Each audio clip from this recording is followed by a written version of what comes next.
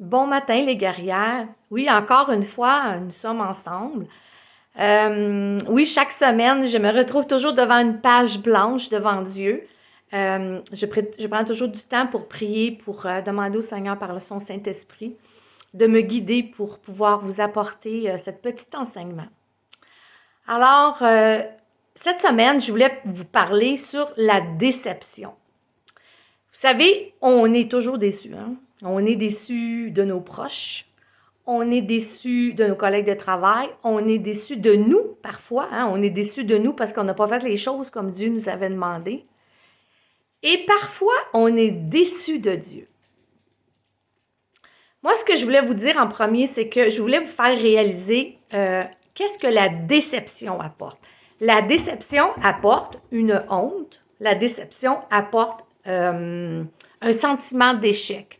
La déception apporte l'amertume.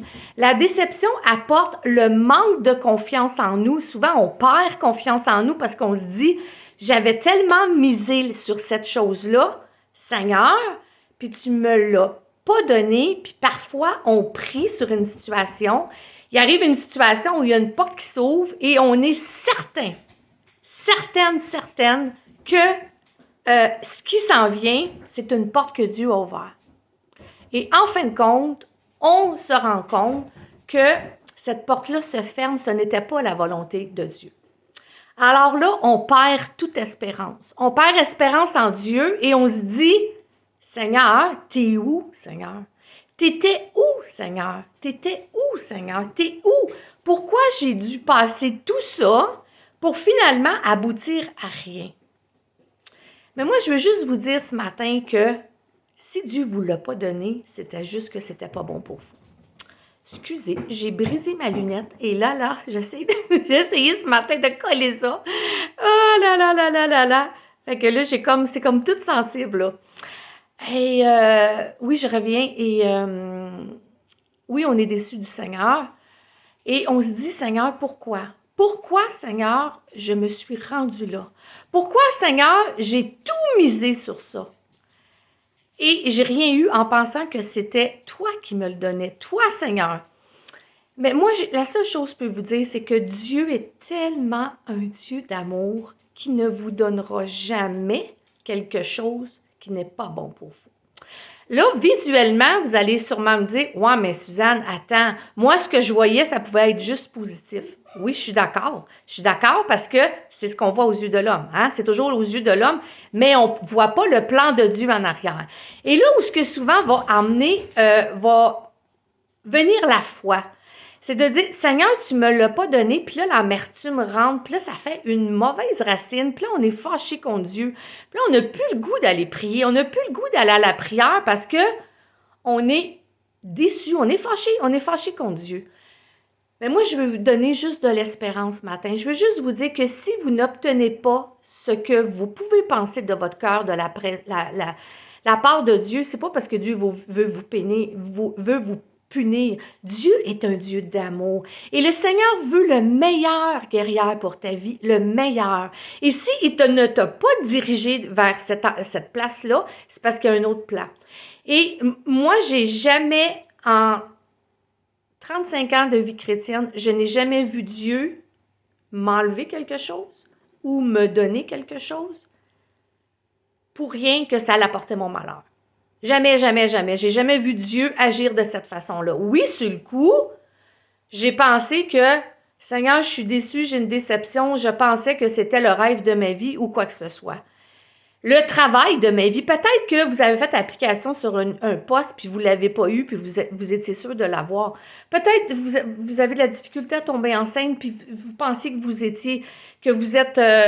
que ce mois-ci c'était le bon mois. Dieu connaît toutes choses. Puis moi, tout ce que je veux vous dire, c'est de vous confier au Seigneur. Ne vous fâchez pas contre Dieu. Oui, c'est vrai, on se fâche contre Dieu. Ben, même moi, là. Tu sais, on se fâche parfois puis on se dit, ben voyons Seigneur, Comment ça que je réalise toujours avec un recul? En ouvrant ma parole, avec toutes les promesses, je réalise que le que, c'est que c'est Dieu. C'est que c'est Dieu qui décide. Et Dieu ne m'a jamais enlevé quelque chose pour oui, pour son bon plaisir, c'est soit pour travailler sur ma vie parce que j'étais pas prête à recevoir cette chose. J'étais pas prête à le recevoir parce que Dieu le savait que je n'étais pas prête. Peut-être que ça pouvait m'éloigner de lui. Euh, il y a des tas de raisons qu'on ne voit pas. Puis, tu sais, vous savez, il y a des choses qu'on ne saura jamais ici.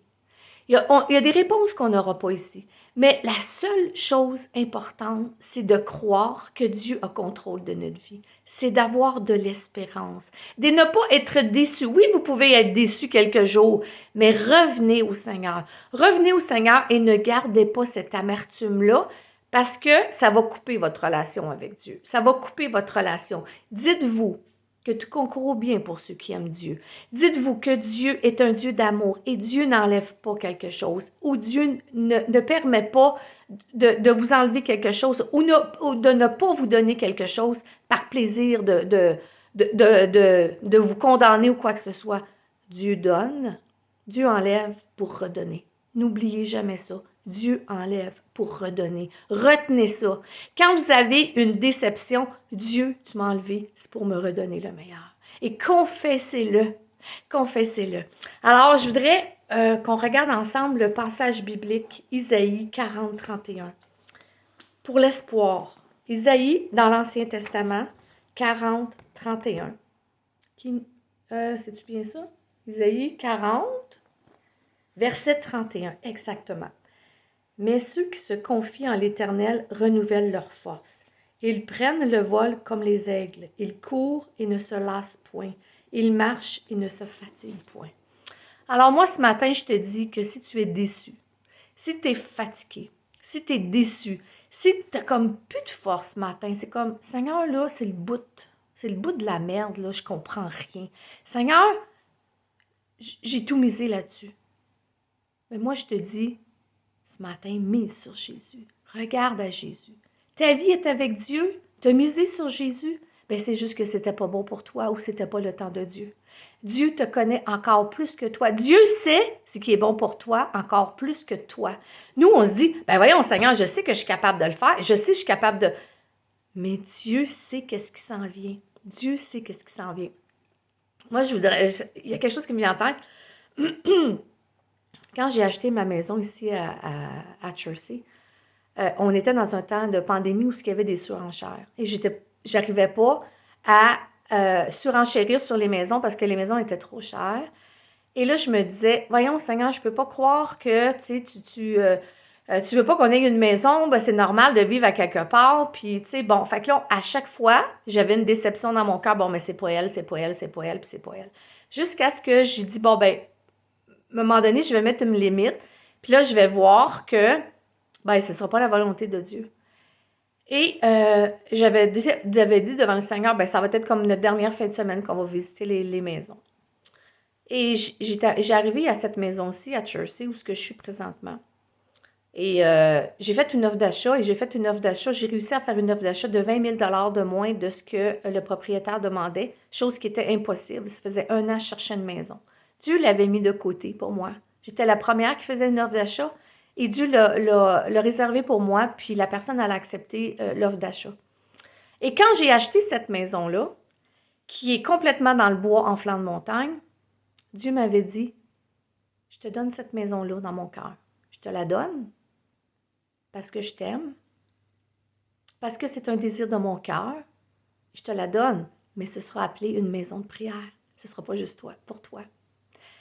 Et quand je suis arrivée ici, que j'ai déménagé, ça m'est revenu. J'étais en prière.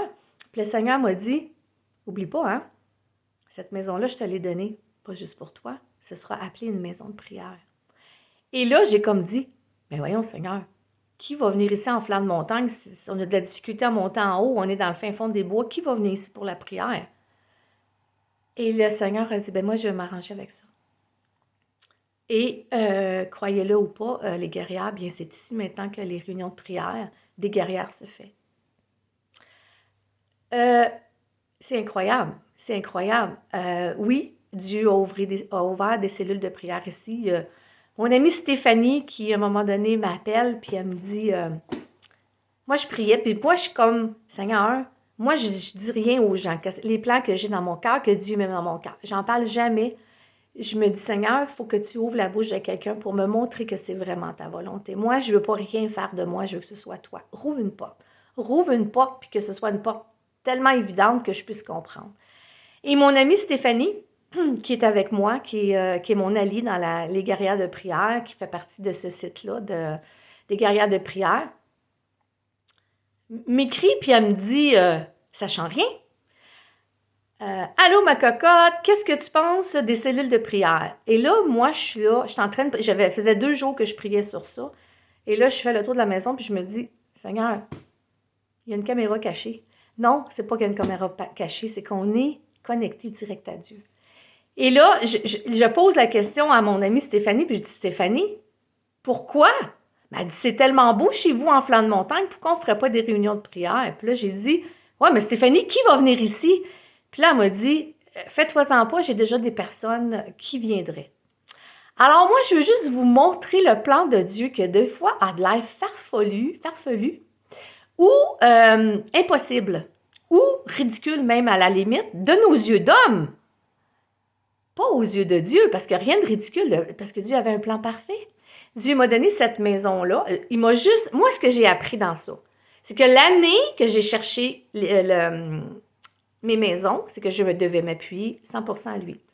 Et ne point douter. Et oui, j'ai douté, mes sœurs. J'ai douté parce que j'étais toujours en surenchère et on n'obtenait pas. J'ai douté et je me suis dit, bon, ben OK, Dieu veut plus qu'on achète une maison, tu sais. Fait que souvent, on est dans un endroit où par nous-mêmes, on cherche la volonté de Dieu, puis quand on voit rien, on se dit, ben c'est telle et telle et telle situation.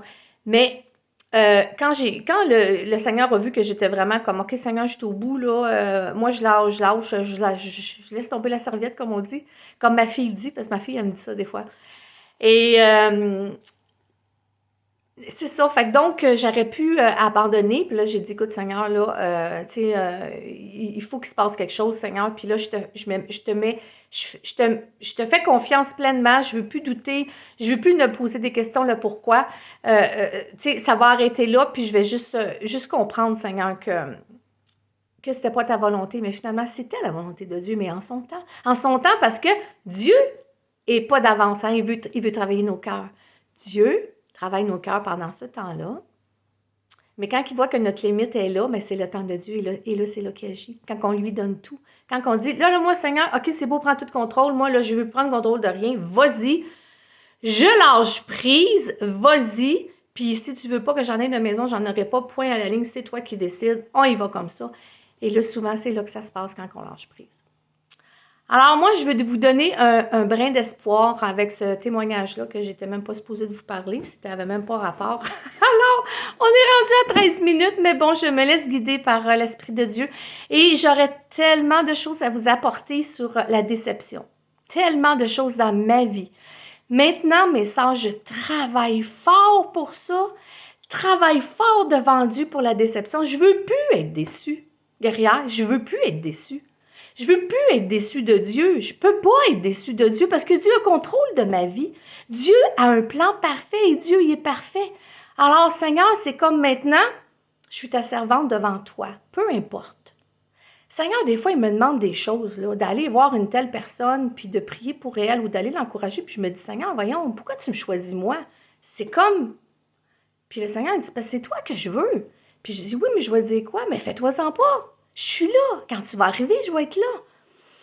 Et souvent, on se bat avec le Seigneur. Hein? On se bat avec le Seigneur. Le Seigneur nous dit plein de choses, mais il y a beaucoup de choses qu'on n'obéit pas. Hein? Parce qu'on a peur, parce qu'on est déçu, parce qu'on est incrédule. Alors moi, je veux juste te dire que quand le Seigneur te donne pas quelque chose ou te donne quelque chose en son temps, pas en ton temps, guerrière, je veux pas que tu sois déçue. Guerrière, remercie Dieu. Puis dis-lui, Seigneur, je ne l'ai pas, mais parce qu'il y a quelque chose de mieux qui s'en vient. Puis confesse-le. J'aimerais aller dans Jérémie 29, 11. J'avais apporté ça, Jérémie 29, 11. Aïe, aïe, aïe, aïe, aïe, aïe. Et moi, là, les filles, là, je voulais vraiment terminer avec ce passage. Jérémie, le prophète Jérémie. Ça dit, Jérémie 29, 11.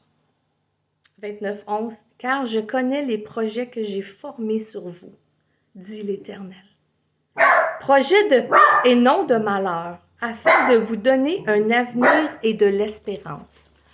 Ah, excusez-moi, mon petit chien, il a dû entendre quelque chose, un bruit, là, puis il n'y a jamais personne ici, fait que... Alors, bien c'est ça, moi je vais vous donner l'espérance. Dieu a des projets de bonheur et non de malheur. Allez lire ça, allez lire Jérémie 29, 11, mon chien il a jappé, puis vous n'avez peut-être pas tout entendu. Allez méditer sur ce passage, Jérémie 29, 11, qui nous dit « J'ai pas mis sur toi un projet de malheur, j'ai mis sur toi un projet de bonheur. » Et Dieu est tellement amour, Dieu t'aime tellement, guerrière. Ne doutons point de son amour. Ne doutons point de son amour. Il y a un plan parfait pour toi. Il y a un plan parfait pour les personnes à côté de toi, mais il y a un plan parfait pour toi. Puis c'est juste de dire, Seigneur, je ne l'ai pas. Je renvale parce que ça fait mal, Seigneur. Parce que je pensais, Seigneur, que c'était pour moi. Et c'est comme, j'ai la misère à le digérer, Seigneur, ça fait mal quand ça passe. Ça fait mal quand ça passe parce que je pensais que tu me le donnais. Ça fait mal au cœur. Ça enlève mon espérance même des fois, Seigneur. Mais guerrière, ne désespère pas, guerrière. Ne désespère pas, Dieu a un plan. Peut-être tu vis quelque chose de difficile. Peut-être tu as perdu quelque chose. Peut-être que tu as misé sur quelque chose puis tu as été déçu. Regarde à Dieu. Regarde à Dieu. Retourne à Dieu. Retourne à Dieu. Tu es peut-être fâché contre Dieu. Retourne à Dieu. Dieu a un plan parfait pour ta vie. Et tant que tu n'y retourneras pas, il n'y a rien qui va se passer dans ta vie. Demande pardon au Seigneur. Retourne au Seigneur, retourne au Seigneur. Dis-lui, Seigneur, je sais que tu as un plan parfait pour ma vie, puis je le veux, ce plan-là. Alors, je vais prier avec vous pour terminer. Regardez ma monture de lunettes, elle m'a lâché. Ouh, c'est cute ce matin. Aïe, aïe, aïe, je réussis à rire avec vous, les guerrières. J'aimerais tellement tout apprendre à vous connaître. Je ne connais pas, on se voit toutes les semaines, je vous parle, puis, mais tu sais, je ne connais pas, puis peut-être de faire un souper, un restaurant à un moment donné, tous ensemble, ceux qui vont être capables de se rendre. J'aimerais ça, tu sais, vous connaître. Il y en a beaucoup que je vois sur Facebook, ceux qui regardent, tu sais, mes capsules, mais tu sais, vous rentrez dans ma maison chaque semaine, tu sais, puis je suis heureuse de vous recevoir. Alors, on va prier ensemble. Seigneur Dieu, Père éternel, tu vois, Seigneur, la déception, Seigneur. Seigneur, il y a des guerrières qui sont déçues, Seigneur, et qui vont être déçues, qui ont déjà été déçues. Déçues, Seigneur, de toi. Oui, des fois, ils sont déçus de toi, Seigneur. Mais Seigneur, que tu puisses leur montrer, Seigneur, que cette déception a une raison. Que cette déception n'est pas là, Seigneur, parce que tu ne veux pas leur faire du bien, mais justement parce que tu es un Dieu d'amour et que tu veux leur faire du bien. Parce que, Seigneur, ce n'était pas le chemin que toi, tu prévoyais pour eux. Seigneur, regardez aux yeux de l'esprit et regardez aux yeux de la chair, c'est deux paires de yeux complètement différentes. Alors, Seigneur, ce matin, je te prie, Seigneur, d'enlever toute déception dans les cœurs, Seigneur, de ces femmes, Seigneur. Et Seigneur, il y en a peut-être qui se sont éloignés de toi à cause d'une grande déception, être déçus, Seigneur. Seigneur, attire-les à toi, qu'ils puissent reprendre, Seigneur, la prière, qu'ils puissent, Seigneur, juste te demander pardon, Seigneur, et revenir à toi, Seigneur, afin que tu puisses accomplir ton plan parfait pour leur vie, Seigneur. Seigneur, que mes sœurs puissent te laisser la place, Seigneur, pour le plan de leur vie. Et non, Seigneur, leur place charnellement, mais ce que toi tu veux selon ta volonté, Seigneur. Alors, Seigneur, tu guéris les cœurs, Seigneur, ce matin, de déception, au nom de Jésus. Au nom de Jésus, toute femme qui a un cœur de déception présentement, guerrière, mes sœurs, sois guérie de cette déception. Sois guérie de cette racine mauvaise. Et maintenant, que le Seigneur puisse tout prendre sa place en toi, guerrière, dans ton cœur. Seigneur, bénis mes guerrières au cours de cette semaine, Seigneur. Au nom de Jésus. Amen. Amen. Alors, mes guerrières, je vous souhaite encore une belle semaine. J'espère que cette petite capsule vous a encore fait du bien, je l'espère. Et Dieu voulant, on se revoit la semaine prochaine. Alors, je suis rendue à 19 minutes. J'ai défoncé mon temps. Soyez bénis et on se retrouve pour un autre sujet la semaine prochaine. Bye bye! Soyez bénis!